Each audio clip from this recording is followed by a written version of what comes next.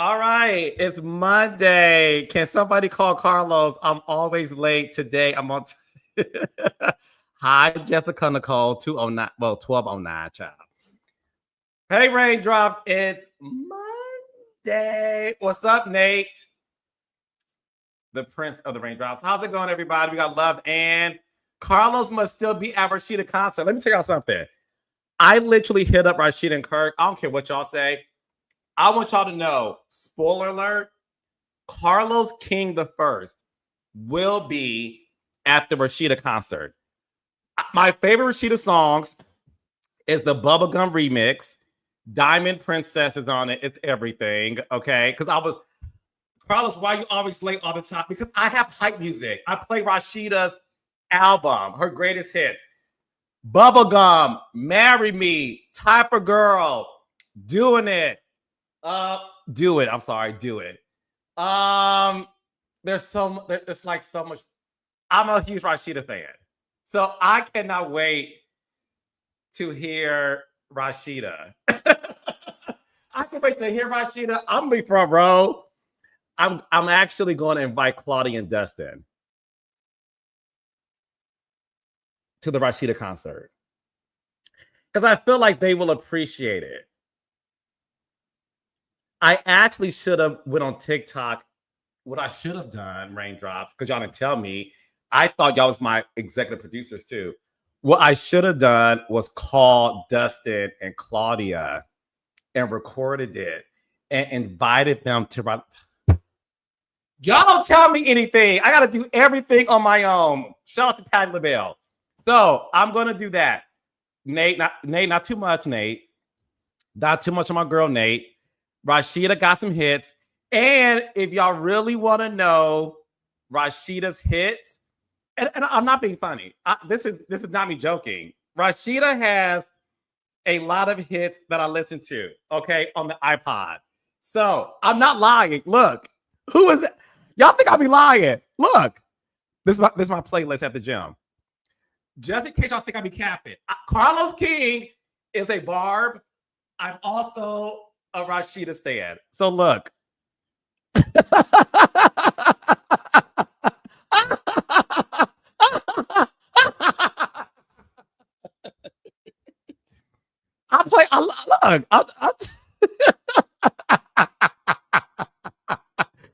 This is what I do. Stop playing with me. Stop playing with me. This is what, look. What's that say? What up, Nikki? Look what that say.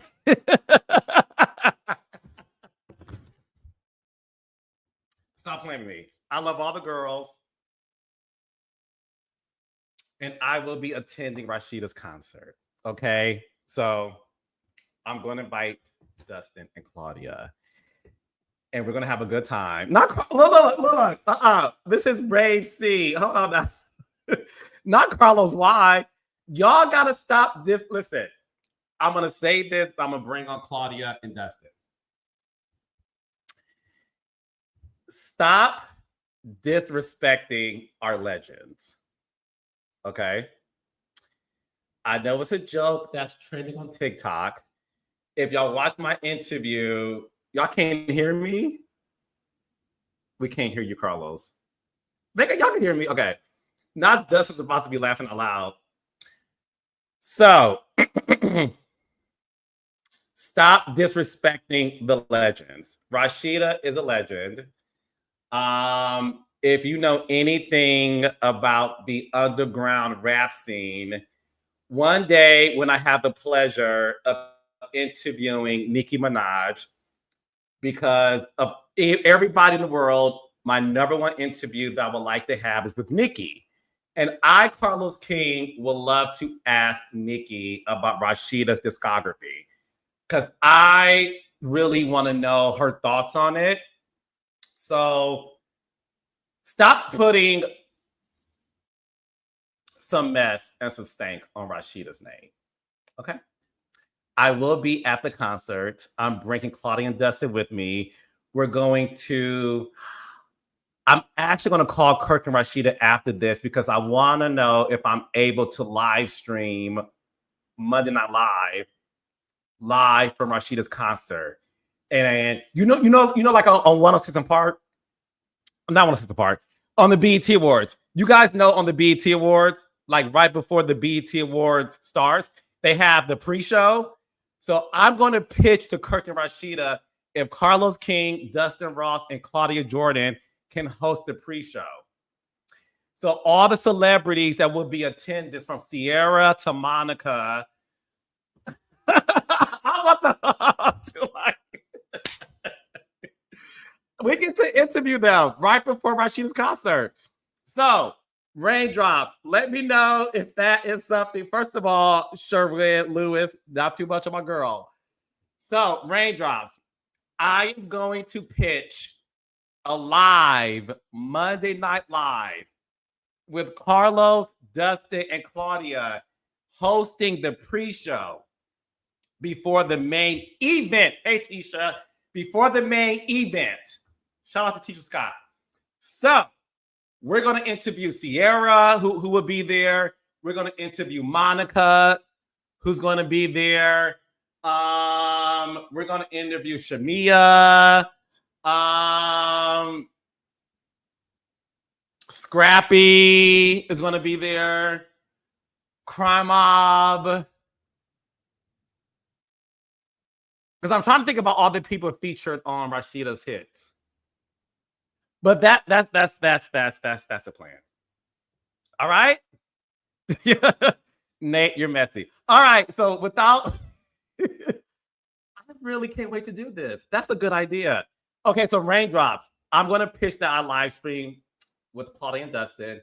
And then that way the world can really see the magnificence of Rasheeda Frost. All right, so let's break up Claudia and Dustin to see how they're going to respond to this. Hey! Hi. You know what? First of all, you forgot the biggest hit of them all with none other than the GOAT, Candy Birds on the Hook, Legs to the Motherfucking Moon, Flat Out by Rasheeda, you already know. So you know we're going to be in front row, hip rolling, Legs to the Moon. That's right. Let's go. Let's go. And we're going to get outfits from Press. Okay. Yep, Carlos. That's right. What is Carlos doing? Is he showing those legs? Because I feel like he has no drawers. He's got white shorts on today. I feel like Carlos has no drawers on. I do. They call them shorts Move Something. Remember that song by the Two Live Crew? Move Something. Move Something. Yeah, he got Something shorts. He got no drawers on. Yeah. That's a let that thing swing and shorts saying. That's that type of outfit. He got plans after the show. That's what that kind of outfit is. I know those kind of outfits. I have plans before the show. Oh, I'm jealous. I love that. Yes. They had Patti LaBelle doing that shit. Did you see it? They had Patti LaBelle doing that shit. Yeah, you got to go online. I think it's on her social media. It was so funny. I love Patti LaBelle. What's up, y'all? Hey, y'all. Hey, fellas. Y'all look good. And my dad had a cookout this weekend. I went to the East Coast, and then my mom texted me when I was on the East Coast, and she's like, today would be a good day to go to the beach. She didn't know I was at my dad's because I didn't tell her. So I was like, well, what you doing tomorrow? And I just like surprised her and went to Providence for 6 hours. Good and then daughter. Got it. Yes, I That's just said good. Not A less. good daughter. Yeah. A good daughter. Oh, no, since last week. And since last week when we last saw Shelly, I had to put her down like the next 2 days later. So on Wednesday. So thank you for the flowers. Thank you for the well wishes, all the messages. Thank you so much. I feel like she said bye. So I'm in a good place. They said my dad is fine. Girl. I mean, Claudia, you are beautiful. So, you know, I'm sure you have, great genes on both ends. See, when I first got there, he didn't have his teeth in. So I was like, I texted my brother. I was like, yo, I wasn't ready for this. Like, it was giving crack. And then he went paid a minute. And I was like, it made such a difference. Like, it made a huge difference. So anyways, because the whole, anyways, it makes a big difference. So anyways, we put him in, he did. He looked like his young self. He's a great drummer. He was killing it too. Go to my page. Like, what? You guys know I have Tourette's, okay? If Amanda Seals can self-diagnose and say she's autistic, then I can self-diagnose Tourette's. And I just say something. Chris Cross made a whole song about it. No, I'm just playing. Let me chill out. Jump. Let me chill out. So what was he saying? I was kind of trying to catch him on some clips. Is he booking us for the Rasheeda show, the pre-show? We're gonna do the pre-show. He said, So don't y'all think that's a good idea? Listen, and I'm not being funny. I'm not being Yes. funny. I am okay. So I want to have a real conversation. As you all know, when it comes to Rasheeda, there is this trend that's happening on social media, especially TikTok, of people calling their friends, their mamas, their aunties, their bestie about surprising them with Rasheeda tickets. And listen, I know that sometimes we all can be in our own bubble. I am a huge fan of female rappers. Huge. I love all female rappers, right? So I love Rasheeda's music even before I met her. I used to play Rasheeda all the time. So when people started to play on her discography, I'm like, okay, this is like fun shade. But then it happened so much that I was like, why are people dissing Rasheeda? So we're all around the same age. Am I the only one that grew up listening to Rasheeda underground music? No, I remember when my bubblegum was really popular. I remember, shout out to my friend Quentin. Quentin used to blast the shit out of that song all the time, my bubblegum. So I was familiar with Rasheeda's music for a long time. That's why she ended up landing a spot on Love and Hip Hop Atlanta, because people knew who she was. You know what I mean? So it's funny. It is hilarious because it is an unlikely concert, right? It's not one we're not used to Rasheeda performing. So people were surprised, I think, when they were offered the opportunity to attend one of her concerts, and that is funny to see people's reactions to that. I think as long as people leave it in like the comedic space, it's funny. But once you start trying to say Rasheeda ain't shit, you know what I mean? That is when it becomes mean-spirited. But it's funny. You know what I'm saying? Somebody call you and ask you to go to a concert that you've never seen happen before. That is funny. You know what I mean? I think she was a good sport about it too. Because then she posted a comment laughing at the joke. So she cool. Rasheeda don't give a fuck. They got money. I like Rasheeda personally. I don't know much about her music. I know her more as a personality in Love and Hip Hop. I got to host the reunion a couple times, and I've worked with her. I like Rasheeda. I saw her at Candy's birthday party last month in Atlanta at MCK, apparently where everybody goes to. Okay, I love that spot in Atlanta. Great food, great lobster bites, amazing. Every time I'm there, you will see me there. And you'll see a lot of married men there too. They don't register in my eyes ever since I had that eye surgery. They don't register. Did your eye surgery? It's a filter. I don't see married men. I'm like, so yeah, I would never fit on a Housewives. But anyways, so what was I saying? Oh, I saw Rasheeda there, and I was like, I went up to her. I was like, yo, I like you. I really love your personality, and you look beautiful every time I see you. And she's always out here working. I did see the trend. At first, it's funny. I think it's kind of getting a little mean now, though. Like, it seems like the pile on with everyone like being anti-Rasheeda. And I don't know what she did to deserve that. Like, if it keep it light and cute, like Dustin was saying, it's one thing. But to take it a step further and trash it's women, like she's not over 1 billion with streams. She's made money. She has a business that's doing well. Woman has kept herself relevant for many years. You know what I mean? Like, I don't know. I feel like sometimes people on social media get a little carried away. Meanwhile, what they driving, what's in their account? Hello, that part. And what marks have they made on the culture? So I don't know much about her music. I know I Make Him Want to Marry Me. I know that song, of course. So I will be singing that one song loud as hell at the pre-show if you make this happen, okay? I'm going to make it. Listen. So Dustin and Claudia, mark my words, because I'm saying it publicly, live in front of thousands of people. Okay. If I'm able to secure Monday Night Live for all of us to do the pre-show, to host it, and to interview Carly Red, to interview a lot of the celebrities right before Rasheeda hops on, I want us to have backstage access to Rasheeda's concert so that we can get her minutes before she gets on stage. And we could also do the post interview. If I'm able to secure that, Dustin and Claudia, would y'all come? Not only will I come, I'll lead the backstage prayer before she goes out on stage. We're gonna hold hands, goddamn it. So yes, we coming.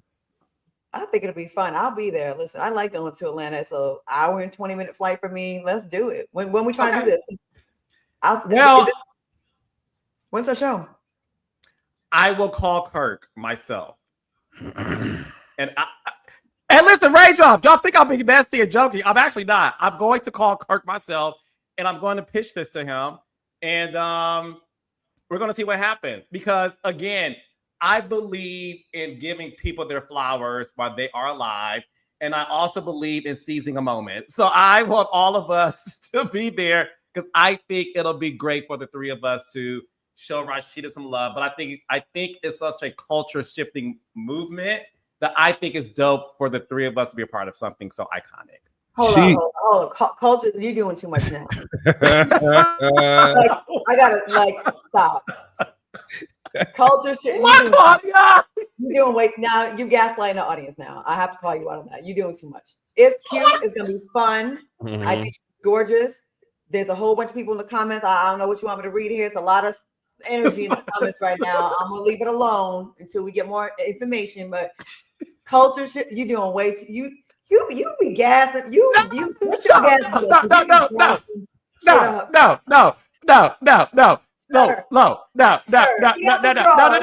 Get it together. No, first of all, he got his dick out and he actually losing his mind. When I say, no, listen, anytime you're trending for 3 weeks on TikTok, that's a shift in the culture. That's all I meant. Dustin, do you disagree with me too? Mm-hmm. Carlos, we love you, but Carlos be lying sometimes.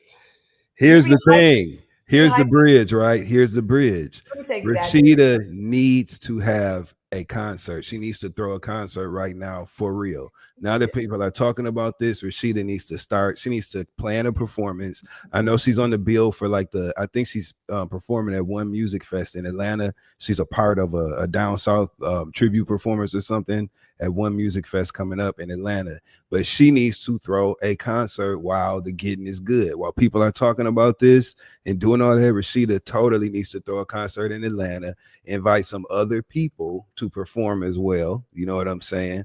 And have a concert. She needs to make it a thing. Now that it's a joke, turn it into some money. She needs to do what Candy did with that dungeon tour. How Portia was talking shit about Candy having a sex dungeon, and she turned that shit into a dungeon tour and made all that money doing that. That's exactly what Rasheeda needs to do with this. Okay. Yep. So I'm going to make it happen. So I do want to get into the fact that one thing is this. Kirk and Rasheeda also have been trending because K. Michelle is now singing a song that she created on the spot on Love and Hip Hop. She had the piano and she wore a yellow blazer. She is now singing this song at her concerts. It has gone viral. Kirk and Rasheeda responded by showing the stats of how much of their music has been streamed. It's over billions. They are alleging that they have more streams than K. Michelle. So listen, I'll say this much. I like it when the beef is funny. And Dustin, you said something earlier how Rasheeda is aware of what's going on. She is poking fun at it. Like it's not that serious. What do y'all think about K. Michelle's song? And Dustin, do you actually know the words to it because you are the reality historian? I wish I had a piano. I know the words. Rasheeda, you know the words, Flavia? Let's go back and forth, Dustin. Come on, you take it off the top and get that key. Okay. Mm-hmm. She's got bags. Mm-hmm. Her husband a girl. Her career is over. All over the world. Then it's a beat. Bag lady. She's a prune. Get her husband out the room. You gotta go. I'm sorry. You gotta get. I feel conflicted saying this because, I like them both. Yeah. Rasheeda, of course, said some things about K. Michelle in the past, and rightfully so. K. Michelle was upset with her for many years, and there's a reason to be upset. If someone denies what you've been through. I don't know what the facts are because I wasn't following it back then. But damn, this is like a beat. This is like Roadrunner. And was it Coyote? Was it the Coyote? Yeah, it's a beat that this shit ain't ended anytime. Dustin, you are so messy. I'm not doing that. I don't know. I don't know. Claudia, do not walk into that. I can't help it. Aries love going to the edge of trying it. All right, go. And then a little bit further, and then be like, what? What did we do? What? And there's two here and a Libra sandwich in between us. So there's no system of checks and balances here. Yes. Listen, it was a funny ass moment back in the day when it happened. I remember I could see her fingers right now, the way that they were positioned while she was playing the piano on this part of her fingers. She was playing like this. I can see it right now. Shout out to K Michelle for that moment. You know, it was funny. It's still funny. One thing about it, K Michelle knows how to crack a good joke in to be used as an insult. You know what I'm saying? She's good at that. Some people are just good at it. She's one of those people that can do that. She's a great world-class arguer. You know what I'm saying? And so that song is just the manifestation of that. It was funny then, it's funny now. And you know, that's what it is. They want us to sing it again. Do you want to take it from the top? One. Yeah, I'm making me laugh. Messy ass show. Rasheeda got bags. Her career is over. Her husband, a girl, Claudia. Oh, damn it. See, that's the way her no business singing that shit. No. That's why. Claudia, I don't feel right. I've been drinking. Go get your luggage, Claudia. You are kicked off the group, baby. Bye. And for the pop girl who knows that's what's up. I sang it earlier and I said it right. I think I got nervous because the cameras. That's okay. No. That's exactly why. And listen, they are so messy. Here they go, Dustin and Claudia. Jump in, Carlos. Although I wasn't part of the show, listen, it's fine. I will say this. You neutral. You love them both. You love K Michelle and Rasheeda. You neutral. I love them both. And I will say this. I do too. If K Michelle is going to be a part of the Real Housewives of Atlanta, I will say this: that is a type of comedy that show deserves. Mm-hmm. Like it's that type of just funny. And I like the fact that Rasheeda and Kirk, because even in my interview with them, Claudia and Dustin, they spoke about that. They spoke about K Michelle saying Kirk and his 3 earrings. They even laughed at it and listen, all jokes aside, they gave K Michelle her props in the interview, saying that girl came up with something that will live the test of time. And in my opinion, I think they're all sitting back laughing at it. And that was before she got on stage. Rasheeda and then probably want to tell her to kiss their ass now. You know what I'm saying? That was before she brought it back up. Now that it's back up, then feelings probably. You know what I'm saying? And keep your name out there. I don't know. I feel like it all works out. Do you think they'll ever, like, after all this kind of dies down, do you think that Rasheeda and K Michelle would ever sit down and squash it? Or do you think it's one of those, it's bad? It's a K Michelle thing. I'm sorry. Go ahead, Lowe's. Go ahead. No, I was gonna say, no, it's okay. I think what K Michelle is requesting is an apology to her face. Mm-hmm. In case you guys don't know, there were some allegations, and I'm saying allegations because this is legally vetted. Mm-hmm. There were allegations that were said on the show from K Michelle's experience, and K Michelle and Rasheeda had a conversation, and I forgot the exact words, so guys forgive me, but Rasheeda questioned whether or not it happened to her. And K Michelle, rightfully so, had a big reaction to it. That was season 1, and I was on set for that moment. Oh wow. And and K Michelle, listen, when that scene, what people don't know is this. Oh my God, exclusive tea for the raindrops. Okay. Mm-hmm. What people don't know is this. When K Michelle and Rasheeda started Love and Hip Hop Atlanta, they filmed that scene like within the first, not this scene I'm talking about. They were filming scenes together where K Michelle spoke about her experience. And what the world does not know, I don't think, is that scene that we saw where Rasheeda questioned it, the show was airing already, and Rasheeda is friends with parties involved, and Rasheeda felt the need, being a friend, to just ask the opposing question because the episodes were already airing. So that scene was happening weeks after the show aired. The feedback was at its height based on the allegations. Rasheeda was friends. I mean, Rasheeda was in the circle. And based on my understanding, the block was hot and she just felt the need to have an opposing opinion. I don't think any of them knew that this would live on forever. But I think what K. Michelle wants, based on what she posted on her Instagram story, she, in my opinion, and I haven't spoken to K. Michelle yet, she more than likely wants an apology to her face. Because I think, Dustin, tell me if I'm wrong, I think Rasheeda may have apologized, but not to her face. I think that's what I read.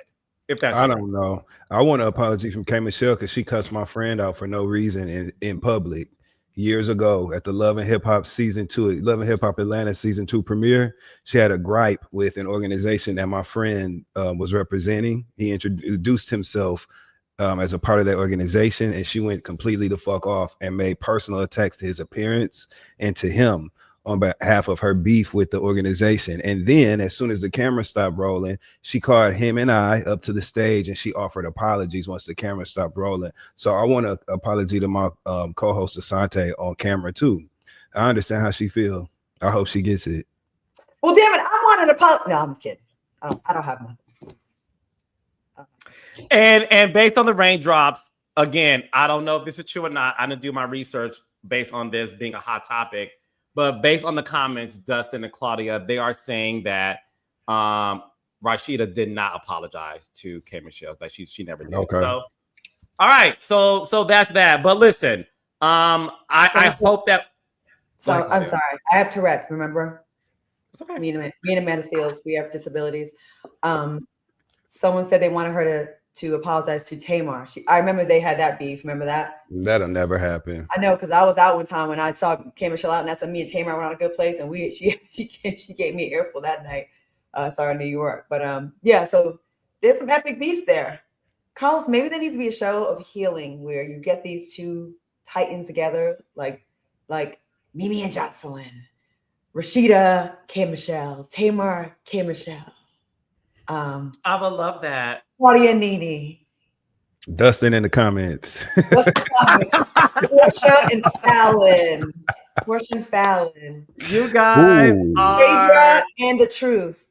Ooh. On that note, all right. So that was our segment. A gun license. You know what I'm saying? There's so many things. I know there's a show called The Conversation on Zeus, but I think you could do it for like the grown-up version. There's so many. Think about whose beef would you want to be squashed?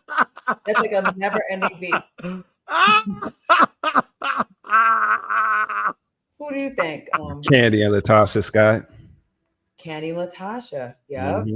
Sidebar, did y'all see that Latasha Scott video she released? I guess she got some music coming out when she was somebody pushed her off. That you tweeted, Dustin. That's how I saw it. Dustin's so messy. she rolled out of a car in the middle of the desert, and she had shackles. She had shackles on, and there was a voiceover playing, and they made a sound when she broke the shackles. You could hear the chain breaking. It was the most ridiculous shit I ever seen in my life. Ooh, Kenya and Kim Fields. Come on now. They got to be standing up though. No chairs. They got to be on their feet. You know what's so funny about that is Kenya did apologize to Kim Fields, but not in person. She did on your show, Cocktails. Right? She always apologized. She just to be able to say it to the face, because sometimes someone's not open at the time. We need healing in this era. We need healing. I'm ready for some healing. I am too. So listen. I know you fucking lying. I may be available for that. All right. So listen, that was we have a new segment, Raindrops. So listen, Raindrops, we have a segment called Shot Topic. Okay. that was our icebreaker into our new game that we will be playing weekly. Because on Monday Night Live, I do want us to get to the hot topics of things happening in the reality world. So, right before we bring in our guest, I would like for us to get ready to take a shot. I don't drink, so I got my green juice. Does that count? Oh my God. I have a cup of clearly. Oh, you got Hennessy. Hell yeah. Who said I don't think Claudia needs any more shots? She's already acting up. I haven't drank in so long. I haven't drank, done it. I'm like purified right now. I'm like a virgin. I'm like change that real soon. Y'all ready? Oh my God. Okay, y'all ready? Wait, what are we drinking to? All right. Shot our new segment called Shot Topics. You ready? Yes. Cheers. I love you. 1, 2, 3. Love y'all. Love. Okay. So I would like to bring in our first guest of the evening as we get ready to talk about a hot topic. Before we get into the latest episode of Love and Marriage Huntsville, Raindrops, ladies, gentlemen, gays, and theys, give it up for the golden child himself, Maurice Jefferson Scott. Yeah. Hey, how y'all doing? How y'all doing? Hi. What's up, Maurice? What's going on, Dustin? What's going on, Carlos? Hey, Claudia. How's it going? I'm good. I'm good, I think. Were you listening to us acting up? Are you ready? You already see what we're on right now. Yes. Okay. Everybody took their shot. Dustin took some Henny, so might Right. be some fighting going on. Well, you from Yak Town, so I felt like it was only appropriate, you know what I'm saying, sure. to be on a yak. You know what I mean? How we go down? That's right. Do you have a drink, Okay. Maurice? Do I have a drink? I can arrange one. You should get a drink to be. Oh. Is that Jalen you're summoning? Oh God! Wow. That's why you feel away. Man, listen. I get my annual from Carlos. Oh. I get an annual baptismal from Oh, I thought you meant sorry. Love and Marriage fans and these social media streets. It has to happen at least once a year. No, it's funny because at the last reunion, listen, I'm very blessed to do what I do. I love hosting Huntsville reunions because the cast, Claudia and Dustin, be sitting already for my shenanigans. Yes. And Maurice and I, plus his wife Kimmy, had some of the best exchange last reunion. It was funny. So no, Maurice is a good sport. So before we get into the latest episode of Love and Marriage Huntsville, I wanted to bring in Maurice, Claudia, and Dustin to join us on our shot topic of the evening.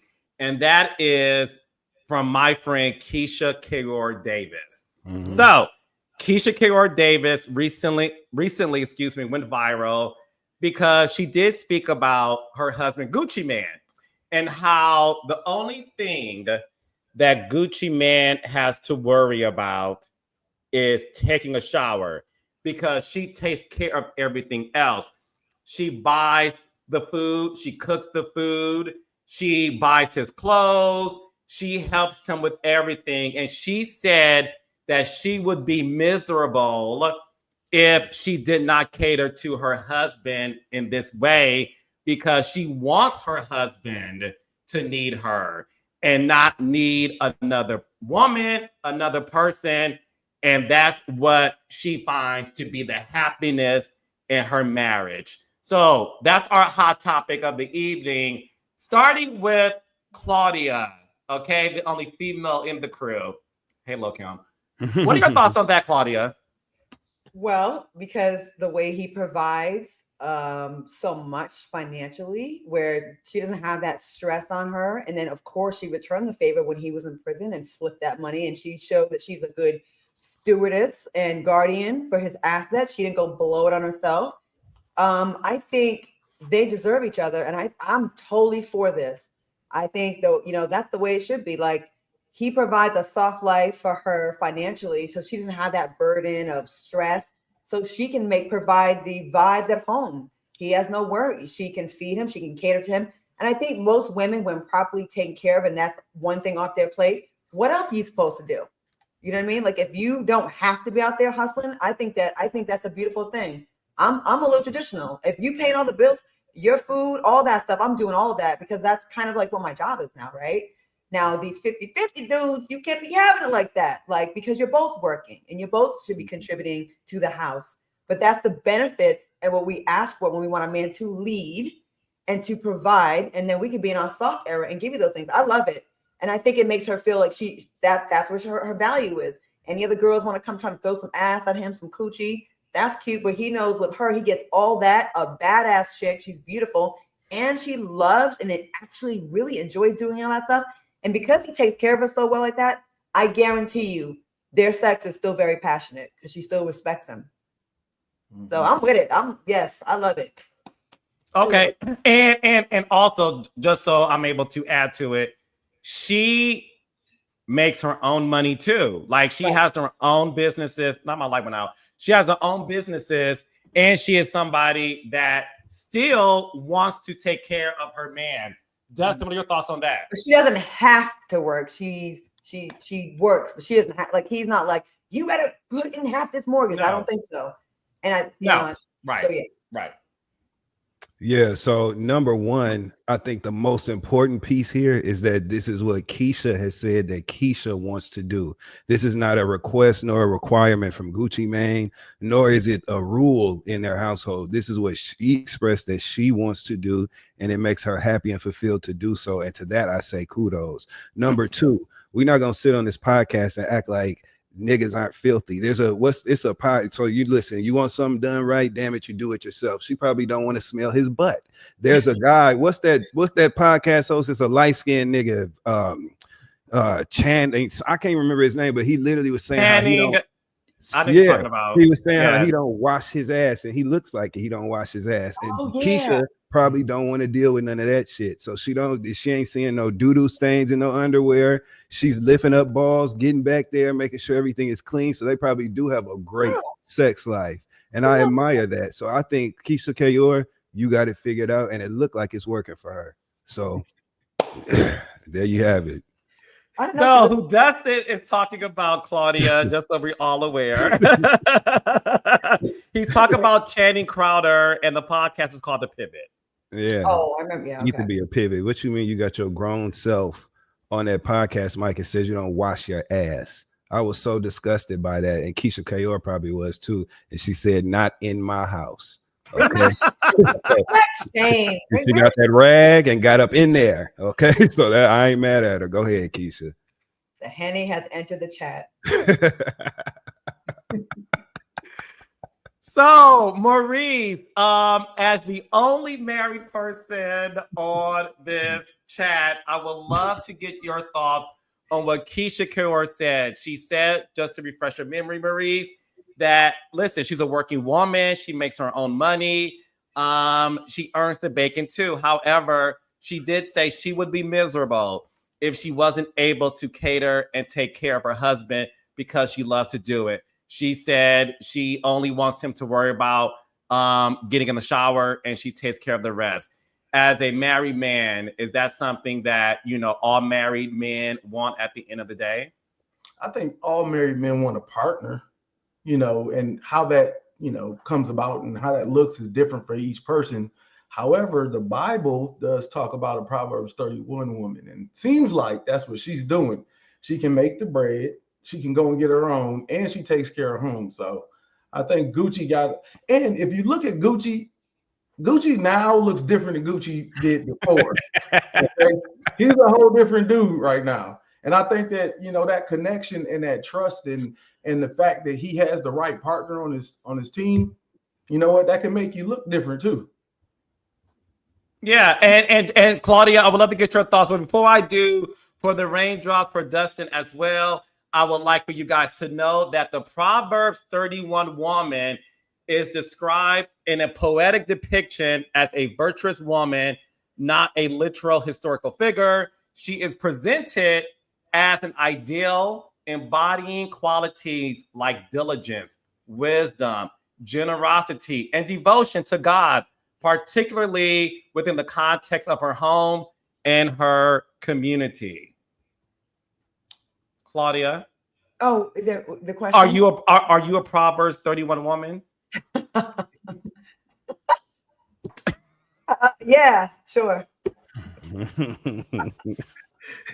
Listen, You're virtuous. I don't really read the Bible. I live my life as a good person. Okay. I feel like when I lived in Atlanta, there was a lot of people that could quote the Bible, and they were so trifling. They were saying all the things. They had a great memory to quote verses in the Bible, but they were some of the biggest whores, skanks, liars, DL, double life, lying to everyone in their circle, credit card scams, PPP, all kinds of shit. So I don't do any of that stuff, but I know I treat people right, and I do believe in somewhat traditional roles. I don't think it should be a demand from a guy like, you better do this, woman. That's caveman shit. I think the way they have it set up is he provides that, financially, and then she likes to step into that feminine role, and then she's also like, you know what? I still have time. Let me go flourish my business and be a billionaire over here on my own. And they seem happy. It works for them. And like Maurice said, Gucci lost that fat stomach he had. That was like that. The body that he had before looked like a cortisol body. Like when you hold stress, eating poorly, it looks like the woman. Once he got hurt, look, the woman is like got him like slimmed down. He looks like he's glowing, teeth, everything. So much so. Remember there was a conspiracy theory going around that Gucci Man was cloned. But when you have someone that's in your life making you like happy, and you glow and you just look like you can tell when someone's happy. You know what I'm saying? So it's worked for them. But yeah, I'm all those things in the Bible. I'm all those things. He who finds a good Claudia finds a fantastic thing. That's the Bible. Well, no. Well, that's the thing. Listen, I will say this, and obviously, Maurice, your brother Marcel was on last week, and he was trying to give Claudia some advice too. But I will say this as well. I think it's one of those things where it's this. Every relationship operates differently for those two people involved. And I think what Keyshia and Gucci have is a system that works for them. And I applaud Keyshia for being a woman in this day and age, speaking her truth and being proud to be a woman who says, I would be miserable if I don't take care of him. And listen, I'm going to say this, it may not be popular and it's fine. I think there is something nice to be with somebody that desires to be there for you in whatever way they need the needing, right? Like she said, Gucci just has to shower and get in the studio and she takes care of the rest. But the beauty of that to me is this. The beauty of that is the fact that it doesn't diminish Keyshia's accomplishments and how she is still able to go to work every single day. And Keyshia Ka'oir Davis has amassed $1 billion business. So for me, what I got from that is for women and men that you can take care of your partner, but also take care of yourself and do things that makes you happy. And I think the unhappiness in most marriages is when you spend so much time taking care of one person and you feel depleted and you don't have enough time to take care of yourself. So that's what I got. I don't want to belabor this, but what I love the most and what I want to make sure we highlight here is the fact that Keyshia spoke from from her own perspective. Not one time did she say, as a woman, I feel like I'm supposed to do this in a relationship. As a wife, I'm supposed to do this. It was none of that language, and we're by no means promoting archaic, out of touch gender roles in this conversation. What Keyshia said was that she liked doing those things and she wanted to do those things for her man Gucci. It wasn't even really a husband-wife conversation. It was much of a, this is how I like to show up in this relationship. And I like that she made sure that it was focused that way because it was encouraging as opposed to oppressing. And I like that. And if you take the money out of the equation, right? You don't have to have like a Gucci Man level of money coming in. She clearly is still in love with her husband. Like, to me, that's something that you can be broke and be in love with your person and just feel safe with them no matter like however he makes you feel safe. like when you're crazy about someone, you want to do those things. Like you go above and beyond. I know I do. Like when I'm like in love with someone, I'm like, I want to think about, okay, what else can I do? Okay, Mhm. today I made French toast with the cinnamon and the vanilla in it like you like, or I made the pasta that you like. You know what I mean? Like whatever it is, like when you're still in love with someone, you do those things just because you're thinking about them, like what would make them smile. So they're just on a much bigger, higher level, like the grander scale, I guess you say. But those are people, they still look like they're in love. You I can got a question for that, Claudia, because you're a Proverbs 31 woman or the like, right? Mhm. Do you think that you could do the same thing if the finances or the provisions weren't there?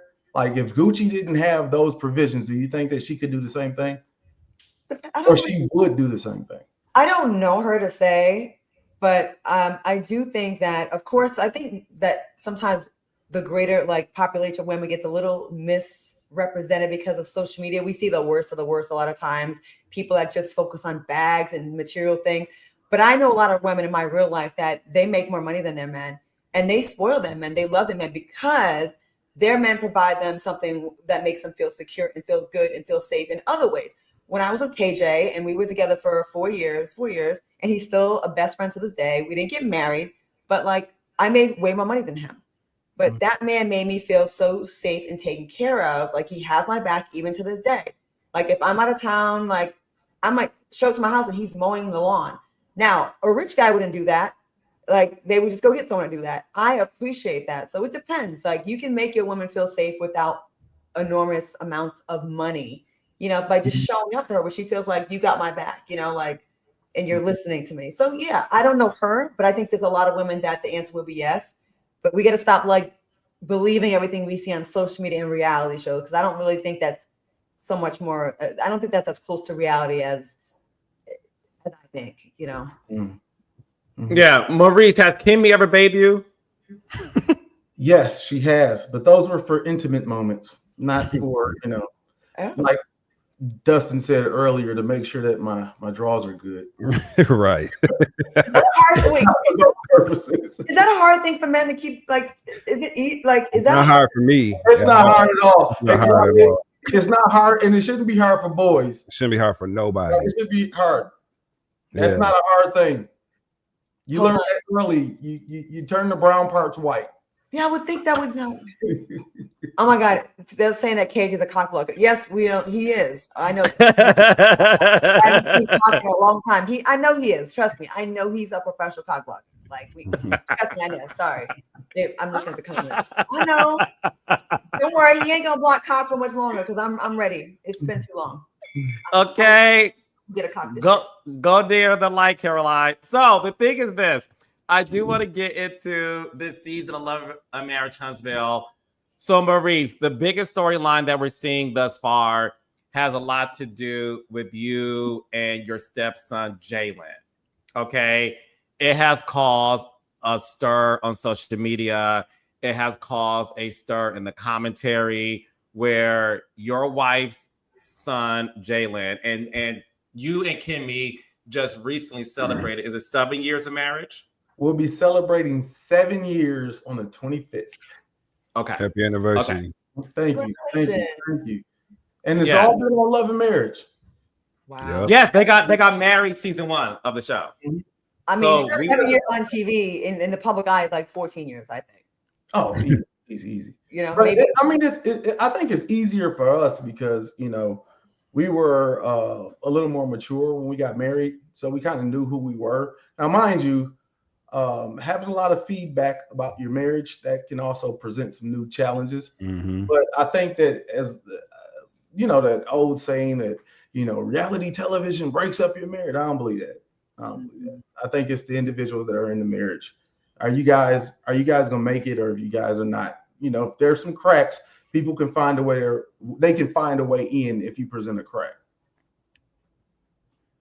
No, for sure. I do want to get into you and Jalen's relationship. Mm-hmm. Jalen made a comment this season on the show that he never felt that you were somebody that he looked to as a father figure, that in fact he looked to your brother Marcel as the father figure. When you first heard that, did that shock you And did that hurt your feelings? I'd say that it definitely hurt my feelings. Shocking. I think that the relationship that you have or a person can have with their uncle is different than they would with their dad, right? And I think that when you don't have as much discipline, like parents have to also discipline as well, right? So first of all, Jalen was a teenager, and Kimmy was doing a phenomenal job of raising Jalen. And it's with every relationship, because I have 2 older daughters too, right? So I've been raising children that weren't mine, that are still mine. And I still claim them, and we still have conversations and all that stuff, even till today. So the relationship that most people think, oh, you love differently because they're not yours. No, I've been choosing to love children that I didn't create for all, of my marriage and my previous marriage as well. So I think that really the relationship that he had with Marceau, and it not just Marceau, he had another relationship with Sadark as well. It was different because it's more of a, I can share more, I can open up more. There's a little bit of an apprehensiveness that Jalen also had with, he grew really close to one of Kimmy's old boyfriends. And then that relationship soured, and then they went apart, but Jalen was still close to that guy, and he lost that connection. So I think there's a lot of different moving parts to it.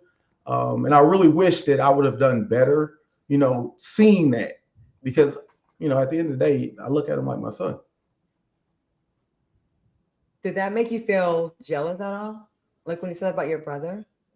Like it's hard to admit jealousy, and Yeah, and like we don't like to say that, you know what I mean? Yeah, no, I wouldn't say jealous. I'm just happy that we were able to he was able to get it. Mm-hmm. Right? There's a lot of young men that don't get the father figure, right? My pops, he was locked up for a little while, and some other men that were in our village had to step up, Mm-hmm. and we're better off because of it. Mm-hmm. A lot of the individuals I grew up with, by the time I was 21, 31 of my friends were dead. Yeah. Dead. And then we had other ones that went to jail, and some of them got out when I'm in my 40s. So the fact that you have someone there that you feel comfortable to share with is meaningful to me. And if I can't give it all, of course I'd want someone else around me to be able to get you what you need.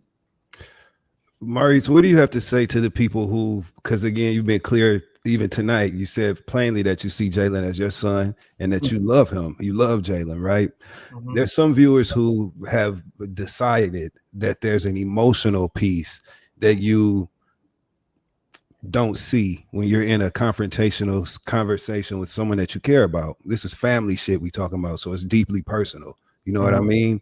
What do you want to say about the emotional component there? Because Jalen was expressing his feelings in that scene, right? He felt like you did not love him fully and totally as your son, and he felt like you parented your son Monster differently than him.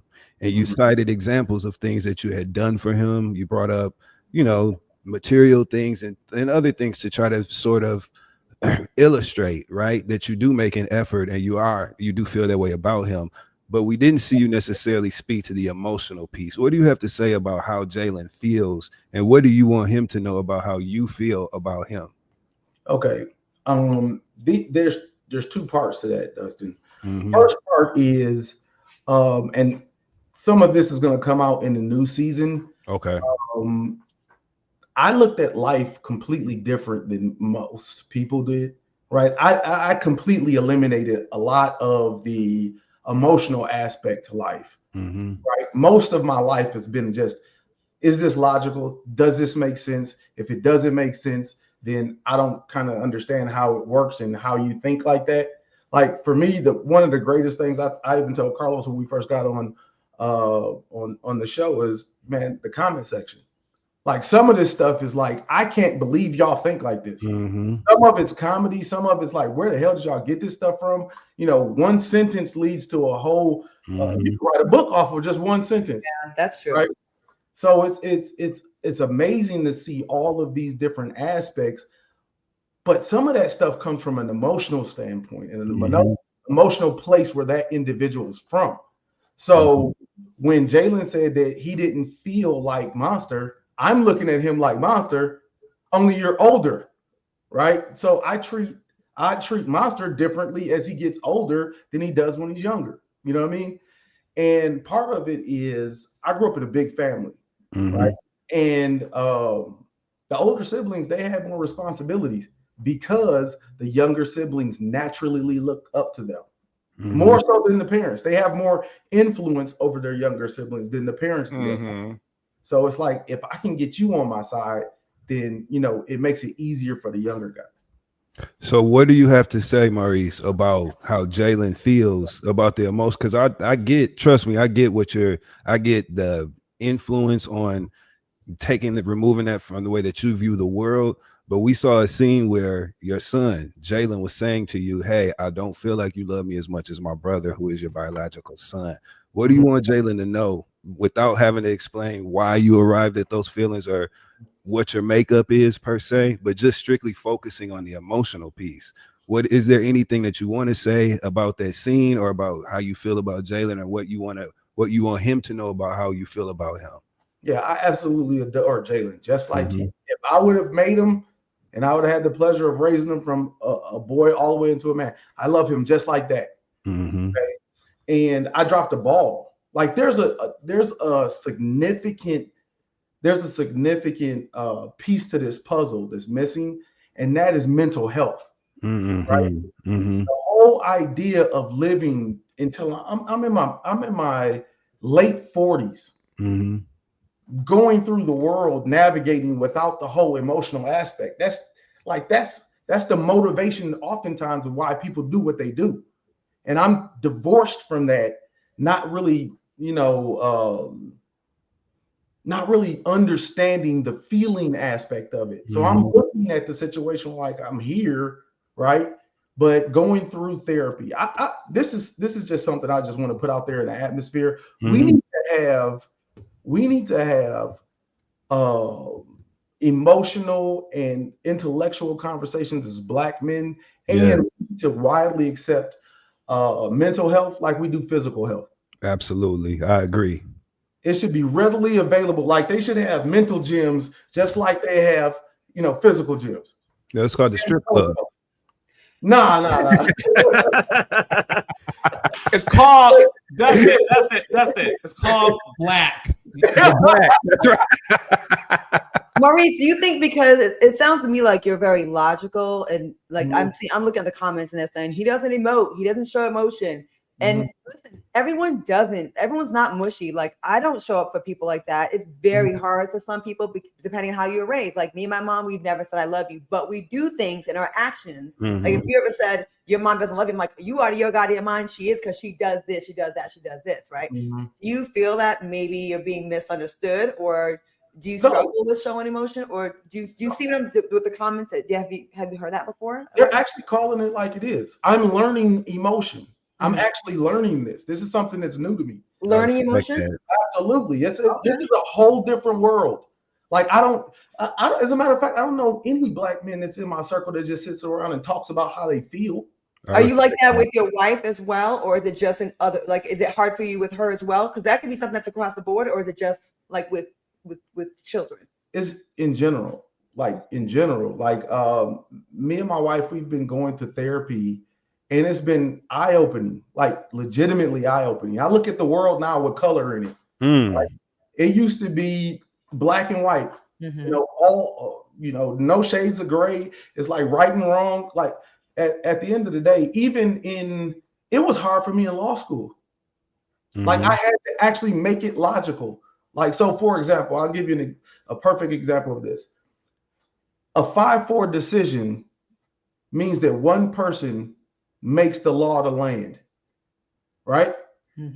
So going into law school, everything had to have a right answer. It's either right or wrong. And until I got to that point, like, these are the greatest minds in law. How do you come up with a 5-4 decision? That's because there's shades of gray. Do you see what I'm saying? Listen, I have a lot of respect for anybody that's brave enough to admit that they and be open to learning and understanding systems better to improve the relationships in their life. So I have a lot of respect for you admitting that, understanding and acknowledging feelings and emotion is something new that you are willing to do, obviously is critically important, because your son just told you that he had a challenge with emotions when it came to connecting. And I know it's important for you to connect to Jalen. You've said it plainly tonight alone. So I just applaud you for being open to that. And I wish you and Kimmy and Jalen the best with that work and therapy. I think that's wonderful. And you're incredibly self-aware to even admit that. So I respect that, Maurice. Thank you. Can I ask you one thing? Mhm. Seeing how this emotion piece has been a struggle for you, and I'm glad you're saying that. People are very appreciative of that. Like, wow, we've never heard you say this, and opening up. A lot of people don't say that. Have you been accused of being a narcissist? Because that's what some people will say. They'll be like, oh, they're a narcissist. They don't feel anything. They're always right. Has that ever been thrown your way, that label? Man, people say whatever. Like, I've listened to professionals. So like at the end of the day, when I sit down with a professional, and these people have actually went to school, they've actually got, real training behind this, then they are the ones that I actually think should diagnose. Because your friends, they kind of have their perspective. They want the best for you, but that doesn't mean that they're professionally trained for this, So and in general, I try not to be wrong. Like, I don't know anybody that wants to go in wrong, And what's important to me about this even more so is I don't want Jalen to have this same relationship with his children, because the truth is, based on the statistics, he may wind up marrying someone that already has a kid. So how do you connect? How do you work your way through that blended family? I do want to talk to you a little bit about this too, because when you were talking to your brother in the scene in last week's episode, that's also finished off in the beginning of this past Saturday's episode, where you and Marcel are a part of, is it 9 siblings or 8? 8. So it's 8 kids total. Marcel said that growing up, you were considered the golden child. And that the reason why the audience and the world and the people around you feel like you're so hard on your son, Monster, is because you want him to be the golden child, and that Jalen feels like his stepbrother is a golden child, just like you are his father. What was going on as you being a part of the construct of having 7 siblings, where your brother Marcel even said, like, of all the kids, you were the golden child? Like, what made you the golden child of all of them? I really don't know. I tried my best not to do stuff wrong. I tried to do things right. But I got my fair share of trouble. And one of the number one things was because I was stubborn. That's my personality fits my profession to a T. Like, I'm stubborn. I'll do what it takes to work hard. I'm an advocate. All of those things I've always had. Like, matter of fact, one time, man, my family jumped me. They jumped me because my mom Marcel had gotten out of line, and I felt like Marcel had enough, right? And I was like, well, why don't you just hit her back? And they were like, wait, what? Hit your mom back? So I learned that lesson very, very, very clearly. You kind of need to stay in a child's place. Please talk about hitting your mama. My siblings helped me figure that out. Please don't bring up a child hitting their mama on this podcast. Okay, Please, Lord. We're just now getting over that. Shout out to Basketball Wives. All right. So wait, they jumped you because you said you were going to do that? I said that Marcel should hit my mom back, and my older sister. Now, mind you, I grew up in a blended family. So we never called anybody in our house step siblings. Like that concept doesn't even exist in my world, right? My older sister said, you do what? He should do what? Oh, and it was on. Like, my mom actually, now mind you, my mom stopped to address me. After I got mine from my mom, then the siblings all jumped in and took care of it. And you know what? I never had to learn that again. So your mom whooped you, and then your siblings finished the job. Oh yeah. Are you crazy? I was a little bit that day. Okay, I'm calling you crazy and little. Hey, Claudia, I need to see the words behind your name in order for you to, diagnose me. Uh-oh. Oh, Uh-oh. well, as someone who's 51, 52 and dating for 40 years, 30 years, I'm saying you never answered my question. Actually, About what? I said, has anyone ever accused you of being that? Whether or not they had letters behind the name is not the issue. Oh yeah, the chat and social media, they do it all the time. Like everybody's a narcissist, by the way. How about your wife, though? How about people close to you, like your wife or your brother? Have they? Oh no. Okay. No. But once we learn the term as like a culture, we'll use it. I know. But you didn't answer me till just now. But okay, thank you. I thought I said it the first time. Oh, you gave a whole. We went around the block and down the street. You came back, and that's why me and Dustin took a shot low key. I said, okay, he didn't answer. Oh Lord, Dustin, you went back on the brown. I went back on the brown, man. Because I'm over here swinging for you, Maurice. I'm trying to help you, brother. I think. So let's get Carlos. What you say, Carlos? Let's have a real conversation, right? Maurice, we have watched you on this show for so many years, right? It's a lot of people that are rooting for you.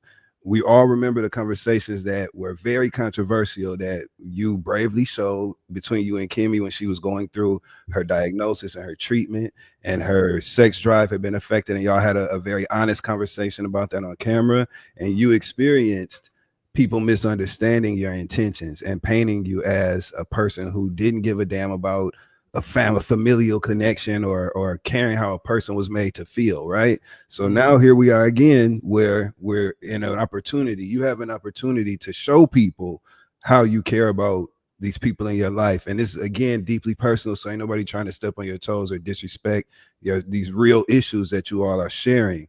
But we want to see you say. We don't want to see you say anything surrounding what you need to say. We want to just hear you say, "Yo, I care about you. I care about you, Jalen. You are my son. I love you, and I'm sorry that I made you feel that way. I never wanted to do that." That's all people want to hear you say. And when you offer up these very honest and very brave, because you're sharing all this real personal stuff, right? So we respect it, but it's not helping to get people to understand that you actually do care. You actually are concerned with Jalen's feelings toward you. You know what I mean? More so than being defensive or trying to change his mind about it, because he'd share with you a feeling, right? So you can't cite experiences to try to change the perspective. You could just reassure. And I think people just really want to see you be reassuring in that way. And it'll make them feel a little bit more understanding of like where you coming from. Because I feel like you explained it beautifully and you were honest tonight, right? But there's just that missing piece where you kind of like hit the bullseye and say like, this is what I want you to know for sure.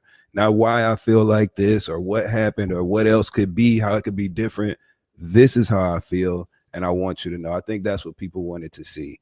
And it's a great opportunity for you to, you know what I'm saying? You have shared that tonight. Like, yo, I love Jalen. He is my son. And that's what I want him to know. I think people just want to see you do that, man. You're a Black lawyer, you know what I'm saying? Business owner, like real estate mogul, got a beautiful Black blended family that people need to see. It's a lot of people rooting for you that want to see you all be successful and have thriving relationships. And they just really want to see you show up in that way.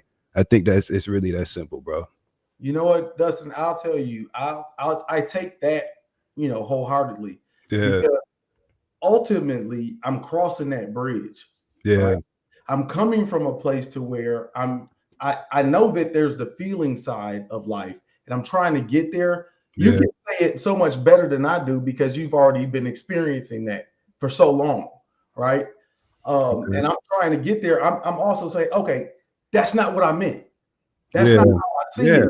I'm trying to show you why I said this, and that's meaningless, really. You just want to know that, hey, I got it. As a dad, I got it.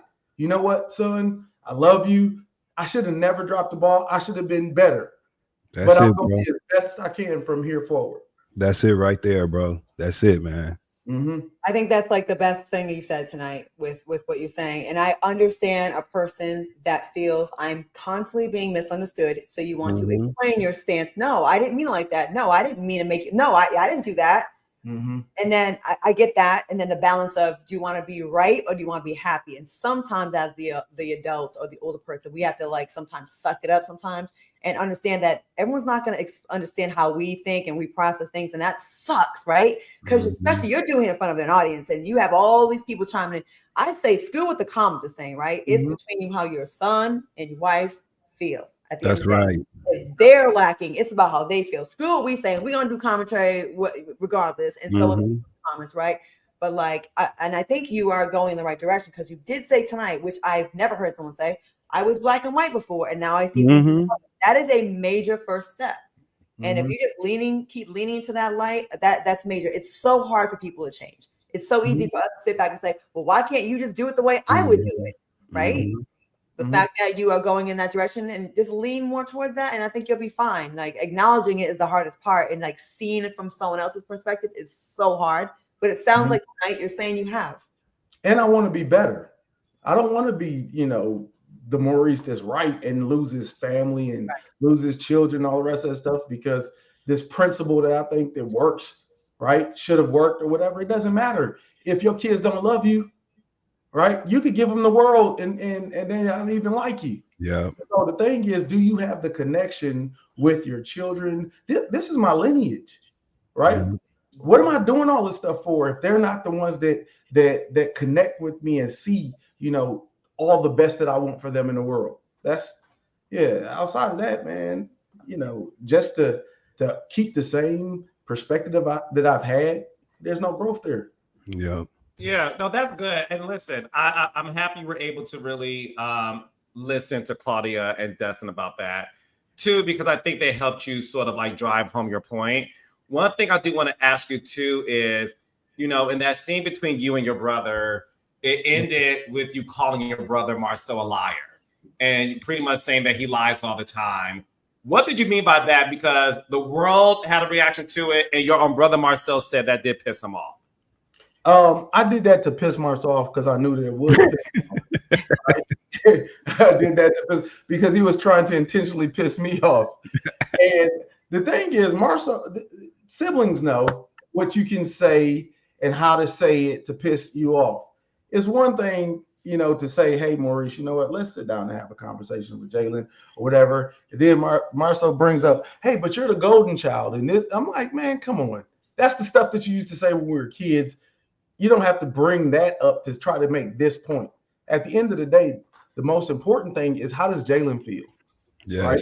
Let me correct that. Let me see where he's coming from. Let me deal with that situation. But and Marcel, like Carlos, anybody, and especially you, Dustin, because you're a comedian too, right?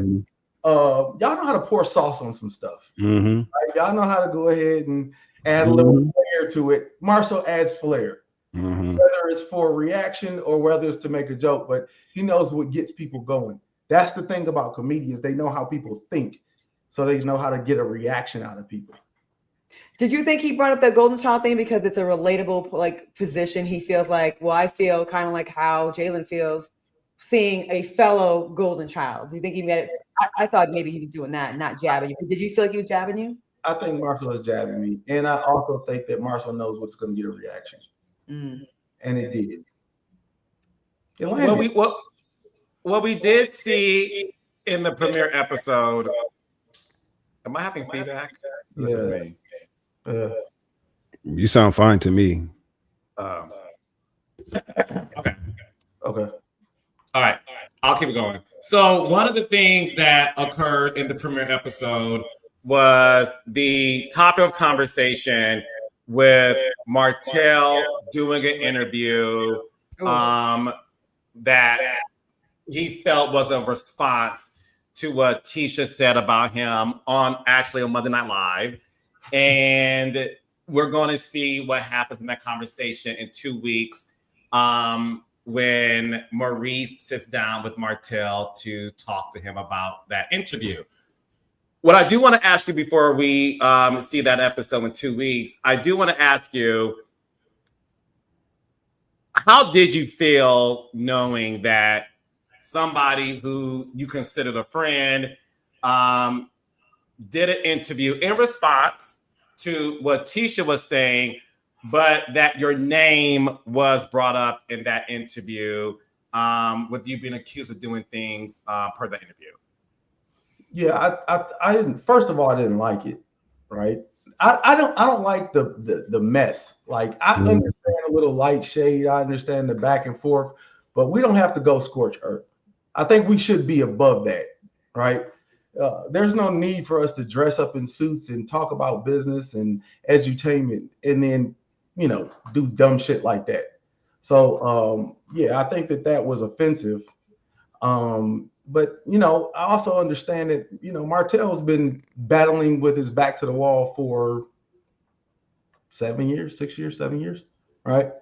And we've actually seen the demise of his whole family in front of the world. Like, at the end of the day, I don't know any person that was on reality television that was hated more than Martell. Like, it was right. You're laughing, right? But it's no, I feel you. He's very messy. Right? After a little while, you probably need to feel like, you know what, man, it's me versus everybody. And if I think that you may do something, I'm going to do it preemptively. That's where I think Martell's been. And I've been wanting him to get out of that, because there's a completely different side of Martell that the world hasn't seen. And there's a reason why he was well liked by people. That's the side that people that haven't seen yet, and that's the side that I'd really like for him to show. It's probably too late now. I mean, they put him in a space, but he put himself in that space, to be honest. Because we watched him not judging him for making a mistake, because everyone makes mistakes. But the problem is that we watch Martell time after time not take any accountability, place the blame on everybody else. You know what I'm saying? And those things just compile a profile that does not reflect someone giving a damn enough to even know if you're fun and got a good, fun-loving side and good-natured side. And unfortunately, it's just been so much at this point, bro. Like, we watched him in this week's episode have a conversation and go all over the place with dialogue concerning the demise of his marriage. Not one time, but lightly alluding to, well, I did do this and it wasn't her, it was me. But just still, no accountability, no clear understanding. You just want to shake your fucking TV when he starts talking about stuff, because you can't believe that he's ignoring this real blatant thing that has influenced everything else falling apart. So it's just, I don't know. He seems like he would be a nightmare to deal with. Like, you gotta push your buttons, deflect, get people to look over here and say the things. Maurice, I want to give you a positive comment for you. Rodney Maiden 9306 says, after this interview, I have a greater understanding and empathy for Maurice. Give him grace and let him grow. So that's right. I feel like you should share the positive comments with folks. So yeah. Great. Yeah, no, that's why. No, it's listen, we thank you for coming on to this show, because it is live, and Claudia and Dustin, ask tough questions too. So it's nice for you guys to get that experience. One thing I do want to talk about that we saw in this episode was Chris Fletcher. Chris Fletcher made a comment that you and your brother do have women sign NDAs. He repeated that to in Huntsville, said it to his wife.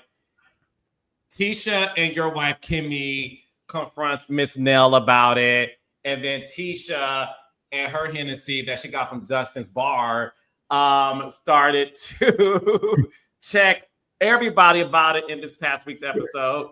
But I do want to ask you this: when you saw that Chris Fletcher said that you, Maurice, you have women sign NDAs as well, where did he get that from? Because when people hear Martell say something, everyone tries to say, well, take that with a grain of salt.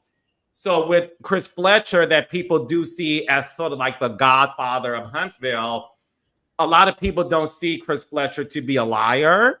Why would he say something like that? I have no idea.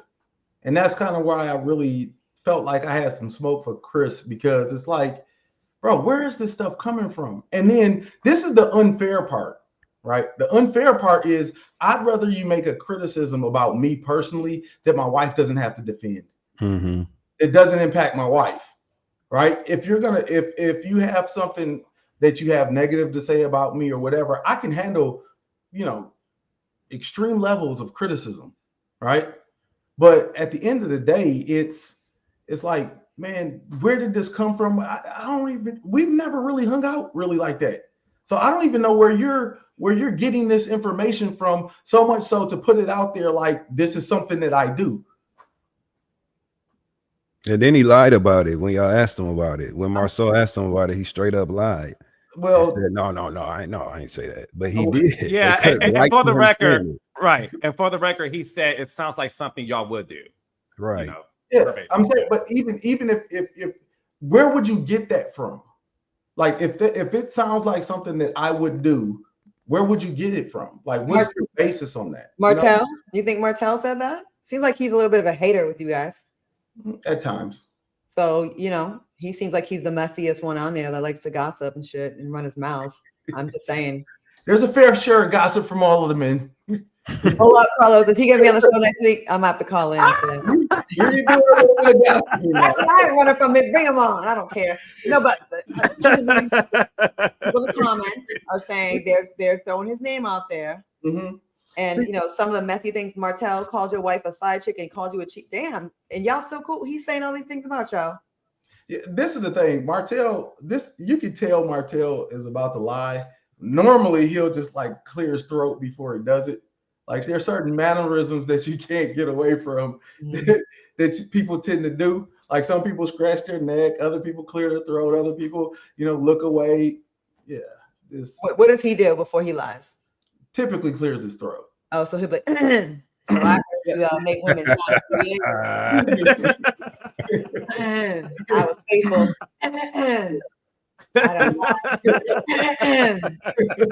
Mind you, my mind is racing back to I'm thinking about Martell and his confessionals, shrugging his shoulders and clearing his so Carlos, I can see it in my head. Carlos, what do you think about this? I know you like Martell. I like everybody. Don't isolate Martell. I like everybody. I think you like him more. I think he's the Portia. No. You. Oh, please. No. I will say this. Listen, it's funny, which is why that's a good question. You asked, Claudia, about how you can tell. I think you like him as a reality star. I think. He doesn't. No, they're all great.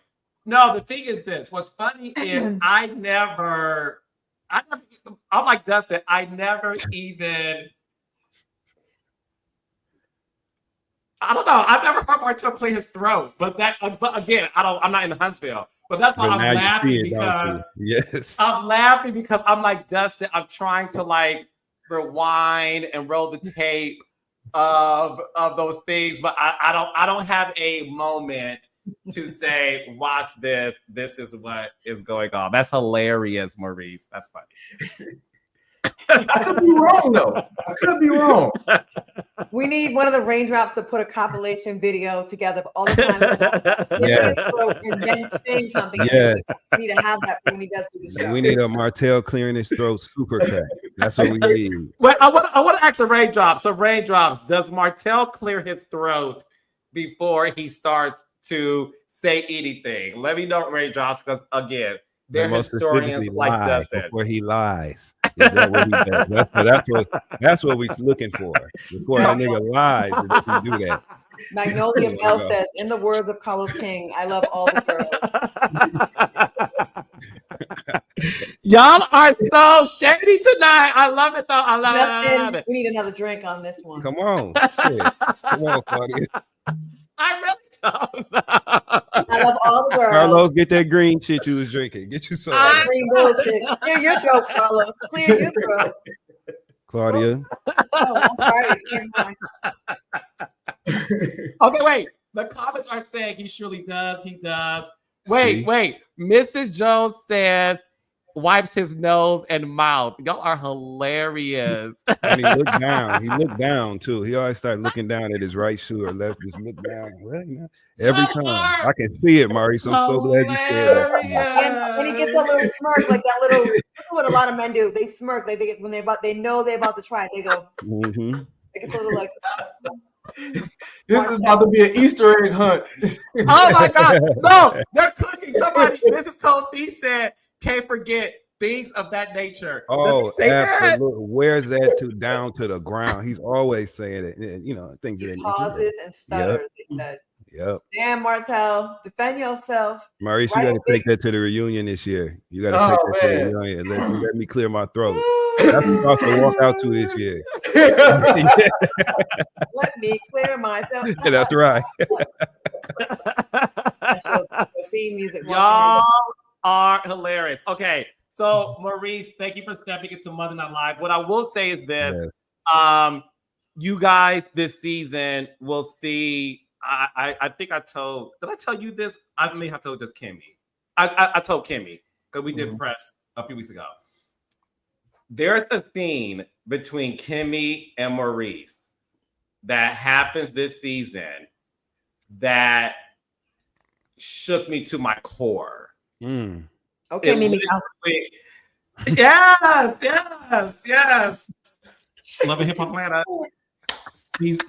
Season 1, episode 7. So look, there's a scene between Kimmy and Maurice where they talk about their marriage. And this is post, I don't want to give too much away, so just watch it. But what I will say, it is, in my opinion, the most dynamic scene between a married couple where they talk about issues that leaves your mouth on the floor. Really? Like it shocked me. Do you know what I'm talking about, Maurice? I think so. Okay, don't say anything. Okay. Yes. It was shocking. But are we gonna be mad? I hope not. I'm growing, people. Oh, that means yes. Good answer, Maurice. Give me a measure of grace. He's growing. Listen, I will say this. Let's not mess up all this progress we done made tonight, Mr. Scott here. We done did good tonight with your PR. He already filmed it. It's already filmed. It's in the can. I watched that scene. I was on a flight. I watched that scene 3 times because I called my producers when I'm landing. I said, wait a minute. Y'all didn't tell me it happened like that. Like it's a real, the beauty of this show is these couples have real conversations to each other. Like Maurice said earlier, listen, all the men on the show's gossip. It's what they do. But what I love about this show is when the couple themselves can have a real conversation. And Dustin and Claudia, it was so real and raw, the conversation, that I felt that they forgot they were on camera. I can't wait to watch. It was good. So listen, Love and Match Huntsville is back every Saturday, 8:00, 7 Central on the Oprah Winfrey Network. It is the #1 show on the network. Congratulations, Maurice Scott. He is an OG. Yes. Like he said, he and Kimmy got married first season on the show. We are celebrating our 10th season. So my thanks to the crew, the cast, the fans, for keeping the show alive, and it's been good. So thank you, Maurice, for coming on. Yeah, thank you, Claudia and Dustin. Good job, because we survived. You in our journalism bag tonight. Y'all take it easy. Have a good one. No worries. And and Maurice, I will see you at the Rasheeda concert. Sounds good to me. All right. Thank you, Maurice. He survived. Yeah, that was good. That was good. Raindrops, what you think about that? Y'all like that interview? Yeah, that was good. That was good. Well, that was good. Listen, I love Maurice. Maurice is a good sport. And listen, I will say this: anybody that comes on live with us, I always give them props. You guys are tough with your questions, and I just love the fact that you two watch the show and you're able to ask the questions. And listen, Y'all got something groundbreaking out of Maurice because I never heard him emote that. So kudos to you two for that great conversation. I appreciate that. We weren't trying to have a gotcha moment with Maurice. We respect that man. You know what I mean? And I'm glad that he took advantage of the opportunity to just show that side of himself tonight. I think that was a great thing for him to do. So that was cool.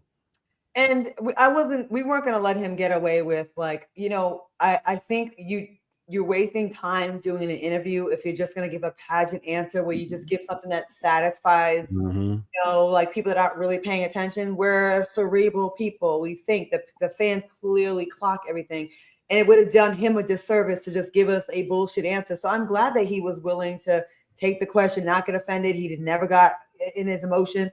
And it seemed like he grew a little bit right in front of us. And I think that's thank you for the compliments tonight, y'all.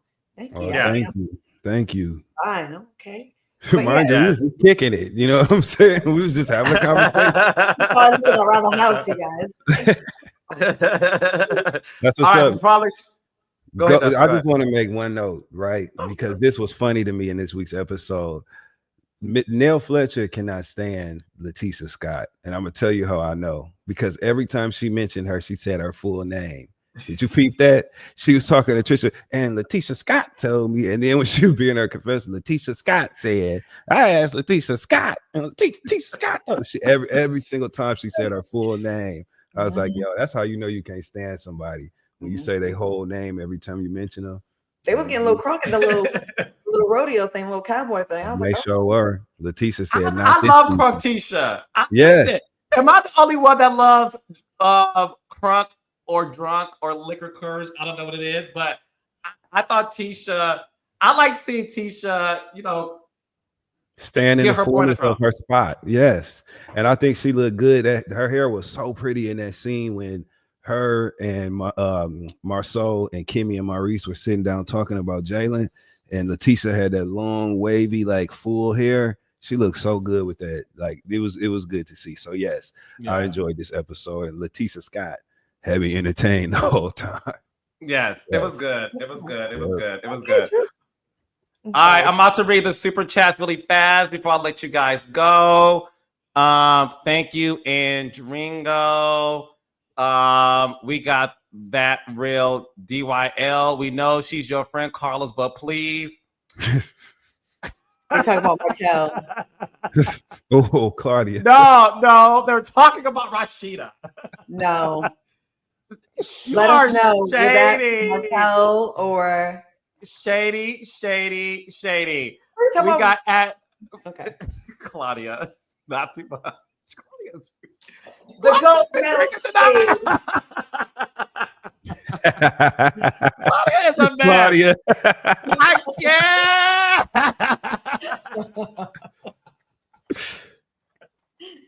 Okay, we got Big Nash from Big.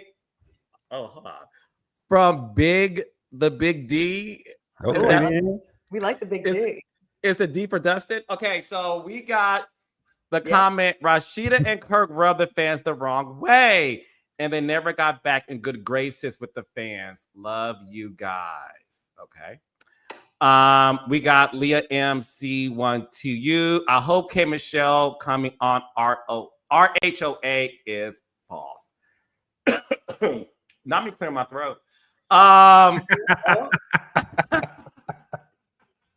thank you, Danny. I'm here all night. We got Kiki Alec. Let Dustin cook. Hashtag TED Talk. Thank you. I actually did do a TED Talk, and you can watch it if you go to my. You can look it up. Just look up Dustin Ross TED Talk. It'll come up. It's really good. Thank you. It's really good. It's good. Y'all. It's really good. We got at Bina561. It takes a lot to be a step. It takes a lot to be a step up parent. You are doing a good job, sir. There is no handbook for this. All right, that was good. Kiki Alex also said Maurice trying to verbally spar and do word gymnastics with Claudia was not a good idea. She tugged on his raggedy edges with zero effort. He has no hair. They're so silly. Wow. Bina561, all Mr. Fletcher has cheated. I forgot it. He did. He talked about it on the show. He and Miss Nell talked about how years ago, Mr. Fletcher did step out on his marriage. He was open and honest about that. Okay. Niggas. So that was that. Niggas. That was that. All right. So, Dustin, you have a show happening this weekend. Hell yeah, I'll be in Atlanta this weekend. I cannot wait. It's going to be an exciting week too. So make sure you stay tuned in to all my socials. Everything is Look at Dustin. We got some special things happening this week in Atlanta. But yes, this Saturday I will be at City Winery in Atlanta. I'm so grateful. We sold that motherfucker out for the 7:30 show. Thank God. And the 10 p.m. show is almost sold out. There's still a few tickets left. So you can go to DustinRossLive.com. Just click the Atlanta button and it takes you straight to the City Winery Atlanta website. Come see me, man. I'm about to show my ass this weekend. I can't wait. Fantastic show, you guys. You have to go get them. Like, you go get those tickets while you can, because I promise you, a year from now, when he goes back on tour, them tickets going to be triple the price. Thank you, Claudia. Because they need to be, and worth it. And he's gonna be like such a thing. He already is a thing. He already is a sexy thing. Thank you, friend. He's a funny thing. He was so good when I went to see him in Dallas. So my girl pulled up on me and made sure she had me in her home, showed me so much love. I really appreciate you being there, Claudia. That was great. And I want some more of that lemonade too. Oh yeah. Anyway. Next time we're all together. Maybe when we all go to Miami and do the Miami appearance. Let's do it. We're going to the Rasheeda concert first, then we'll do the Miami. When is that? I gotta get my outfit together. I'm calling them this week. I'll keep you updated on group chat. Wait, why are you not looking at us when you say that? That means you're lying. You get a Martell. Which one is it? Is it clearing throws and looking up? Or is it adjusting my shirt? But I will say this before I let everybody go, all jokes aside, I want to dedicate tonight's episode to Shelly Cat. Yes. Shelly has been a part of Claudia's life for so many years. As an animal lover myself, as a person whose friends have cats, pets, I can imagine what you are going through right now. I thank you, Claudia, for showing up today, being as beautiful as you are, having a good time with us. So I know Shelly is in pet heaven, scratching things up because Shelly is Claudia Jordan's child, honey. So I want to dedicate tonight's episode to Shelly. We love you, Claudia. Oh, thank you so much. So last week last Monday, she was just like declining so fast. And on Wednesday show, like with Erica Cobb on Accidentally Informed, I had her next to me and she like was flailing and I had to go immediately afterwards. What was sad is I felt like she had no life in her eyes left. And I was like, I won't let her suffer. So I took her to the vet. And on the way there, I didn't realize, I'm like, does she know I'm here? Does she know that I came? Like I'm here holding her. There was a moment I have to share really quick. I'm holding her in the blanket and she looked lifeless. There was no light in her eye, right? And I needed something for the closure for me, my own selfish reasons, right?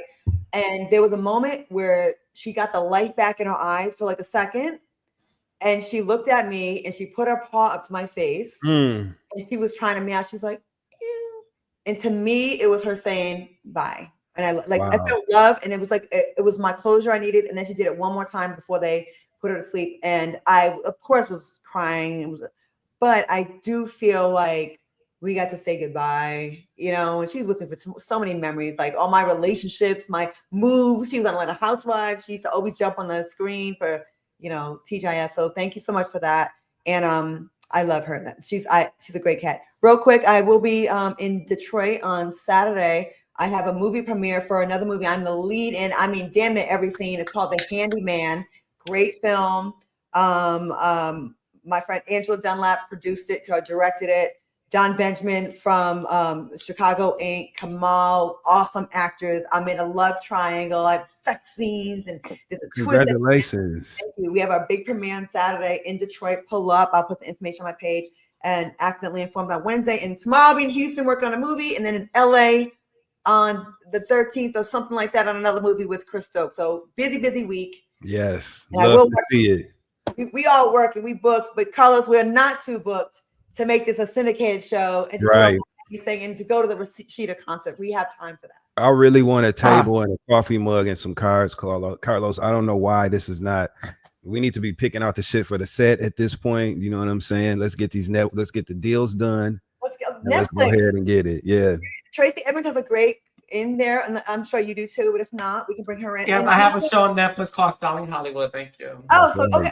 Oh, you told me. So you got the connection. You already have the show. Justin, we have a picture together. When we went to the View together, and we sat. I saw that. We manifested that. Y'all We were manifested great. that, Claudia. Yeah, Yep. I saw the picture. And that was before we were even doing this. Claudia? No, so I wanna say this. So this is to piggyback off of that because you said manifest. I strongly believe in that. This trio was not curated based on like studies and like focus group.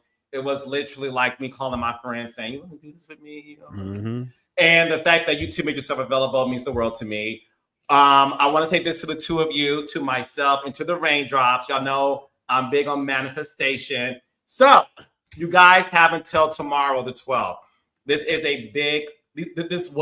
a big couple of days, couple of weeks for manifestation. And listen, I'm not being all hokey. I do want you all to do that. It ends on the 12th. Okay. So everybody, write down exactly what you want to manifest.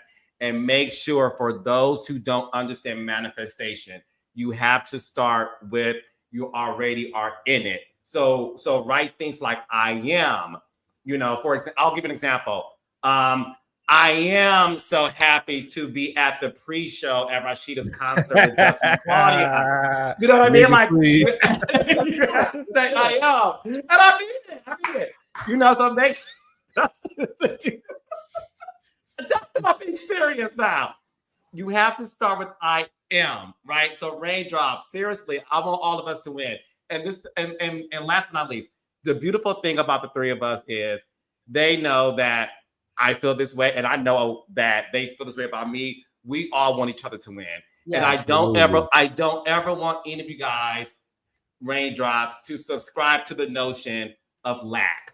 There's enough room, opportunities, money for everybody. And the moment you feel like somebody took your opportunity, somebody got the job you wanted, somebody got the man you wanted, don't subscribe to that notion. Everything is meant for you, but you cannot have a mentality of lack. Okay. So manifest before tomorrow. Pray to God for all the things you want. And remember, Psalm 37:14. Okay. Wait. Hold on. I don't know the Bible. Psalm. Oh, no, that was Proverbs. 37:14. Look. The P is silent. The Psalm 31. What? 05? What is it? 37:14. So it talks about your heart's desires. So just make sure, listen, I want all of us to win. You guys, obviously, my Raindrops, the universe, because there's more goodies in the world for God to give you, but you have to seek first the kingdom. Okay? The kingdom? Absolutely. Kingdom reign, Raindrops. Kingdom That's reign. the way I heard it. I'll be sending my W-9. That's what I heard. Send me the DocuSign document to sign. Hell yeah. You know who to send my shit to. I have there more you go. I need to do in my house, and I don't want to date a married African, so I need some money to come in. No shade to anyone, but they be hitting on me.